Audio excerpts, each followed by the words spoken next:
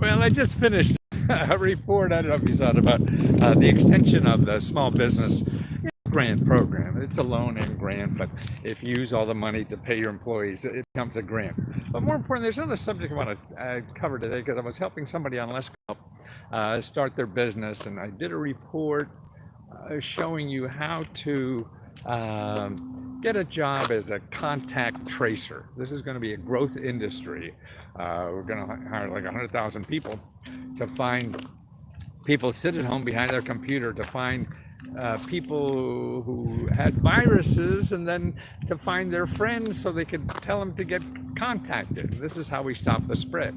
So this virus thing is obviously going to ruin our lives for a lot longer yet, and so they're going to hire a lot. Now, this fellow wanted to start a business. He said, how do I get money to start a business as a contract supplier of work? And I said, well, no, don't figure out how to get money to start your business. I think that's a waste of time, because what you have to do is spend your time figuring out how you're going to get a customer. See, that's the key to your business. You could spend all the money, and I'll show you where all the grants are to get all your businesses done and whatever, and it's going to take you a bunch of time, and then you build that thing and spend all that money. Maybe it's grants, maybe it's loans, and then you have to go get a customer. And the problem is that the market probably changed so much by the time you had that idea and now, and the customers don't even want to come. So I think the best thing to do, and it's more possible to do this now in our economy than ever before, you go get a customer. So I told him, here, don't you do that. You call 20 or 30 county health departments and say, hey, I'm going to start a business doing this, provide contact tracers for you. Who would be interested in that in your organization? So you're looking for people in that, in the county health department who are going to be in charge of hiring contact tracers. Now, somebody's going to do that, so you're helping them out, and they're all spending somebody else's money, so they're a little less price sensitive, and you're going to help them. And they have a right, they have to help you because they're government. Our government's open. I mean, maybe a pain in the ass. Of course it's going to be a pain in the ass. Everything is. Anything you do will be. But if you go and try to find 30 people to talk to, you will have spent the best week in your life figuring out what your business should be, and if you're going to get any business or not once you open the door. So now just think, if you finish that talking to 30 people and 5 of them, hey man, I'd hire these suckers tomorrow. If you go, wow, so you take notes, you keep track. Now you have data that you will be so successful as soon as you open the door, because you know how to get business and you have people already who want to do it. See, and that's already, so it's the same thing. See, you could do that with anything. You want to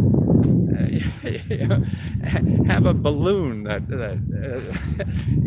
will whatever, I don't know, some toy, some product, a sweater that you put on backwards and you could make somersaults and it makes you fly the moon. Whatever the hell you think about, you could start getting feedback. Instead of building your plan, building your structure to do that goddamn thing, you do a crowdfunding campaign, and you start to see, hey, so you maybe spend a couple $100 doing a video or whatever the hell it takes and do it, and then you go out to the media and say, hey, look at this cool thing I'm going to do, and try to get people to be interested. Sure, I don't have it yet, but if you give me $20, I'll send you one of the first ones, So now, with that, you will know if you're going to be able to sell it or not before you go out and look for money. Or actually see something like that, they give you the money. And so you don't have to spend 6 months or a year, whatever it takes you, to find out the money for your business and then go out and try to find a customer. No, that's wrong. You go out and find the customer first, because you don't know what the hell you should be doing exactly. You think you have a good idea, but yeah. I've written 100 books and only 10 made money. So I knew every one of those. I thought every one of those best idea in the world. And I do that for a living 24/7.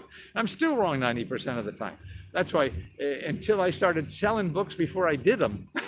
I put an ad for a book. Hey, this book is going to be out, and be the first to order and all that kind of stuff. This is before crowdfunding. And then if I got enough checks, I'd do the book. If I didn't, I'd send the checks back and say, hey, that's a stupid idea. Nobody wants to do it. And that's the way to do it. I mean, we all have brilliant ideas. I mean, you go to any party, everybody has a brilliant idea. It doesn't matter. Ideas don't matter. It's somebody going to give you money for it. That's the only. If they're not, and you want to do it for free, then that's another thing. You become a nonprofit and try to find grants maybe or something to do it. Or you just want to do it, even though nobody wants it, because you're doing it for yourself. You're making love to yourself, really. And that's fine too. There's a lot of ways to get through this life, and nobody has a monopoly on it. We're all struggling.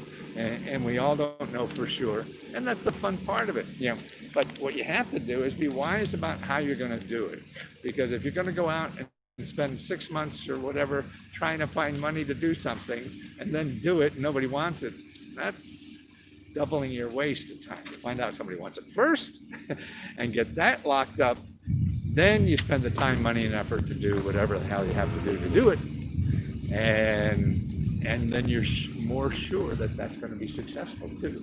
So not only is it a way to finance, it's a way to be more successful and everything. Man, I don't know why. You have a business plan, business plan, your business plan. Just go out and get a goddamn customer. Don't worry about a business plan. You don't need that shit.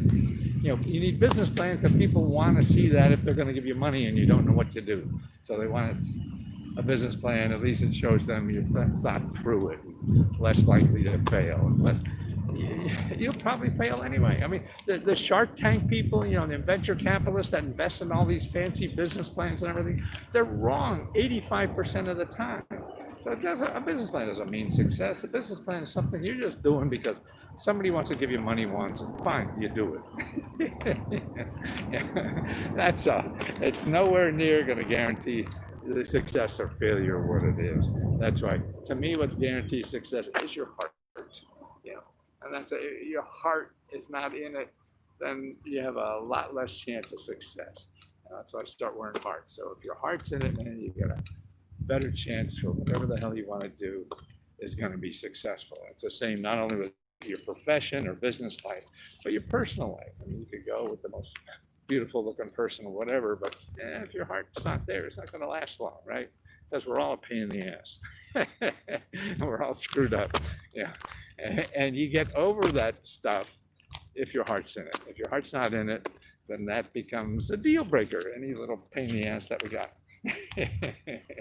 And you're going to piss off people. That's what life is about, right? So it's if they're going to put up with it or not. They will if they love you.